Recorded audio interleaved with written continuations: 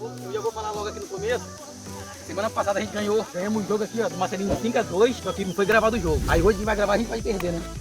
Complicado, eu fui falar alguma coisa semana passada, tomei. Hoje tem um tal de um artilheiro aí, um tal de Wallace. O brabo tá aqui, ó. Meu sonho. Mas aí, difícil, quando eu tô em campo aí eu sair perdendo. Então, o Léo do lado ainda facilita, que não corre pra ninguém. É, a gente vai tentar Vai acabar pra ele, tentar né? fazer ele fazer uns golzinhos dele aí pra gente pegar a vitória A aí. gente não vai deixar barato não, tá? Mas vai ganhar, Marcelinho? Vamos tentar, mas Primeiro barato gol, né? não vai ficar. Ah, então vamos lá. Então vamos pra cima. Vamos lá.